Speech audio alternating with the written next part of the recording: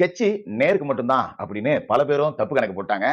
ஆனா ஸ்கெட்ச் நேருவுக்கு மட்டும் இல்ல, செந்தில் பாலாஜிக்கு மட்டும் இல்ல, அமைச்சர்களுக்கு மட்டுமல்ல, ஸ்டாலின் வீட்டுக்குள்ளேயே நுழைய போறாங்க. கூடாரத்துல ஒட்டகம் நுழையிற மாதிரி நுழைய போறாங்க. நுழைய விட்டுட்டாங்க. ஆட்சி அதிகாரம் இருக்குன்னு ஆட்டாமா ஆடிட்டு நீ ஒட்டகத்துக்கு கல்யாணம் பண்ணி வைக்கிறது, சத்ரு சம்ஹார யாகம் நடத்துறது, இப்படி எல்லாம் நடத்தினா விட்டுருவோமா என்ன? கர்மா அப்படிங்கிற ஒண்ணு இருக்குல்ல, இன்னைக்கு வச்சு செய்யும் போது என்னன்னா, ஒரு 10 நாளைக்கு முன்னாடி கேரள மாநிலம் இடுக்கி மாவட்டம் சேத்துக்குழி அப்படிங்கிற ஒரு கிராமத்துல ரைடு அப்படிங்கிறது நடத்தப்பட்டுச்சு. அங்க ஒரு சாதாரண ரைடு அப்படின்னு தான் எல்லாரும் பார்த்தாங்க.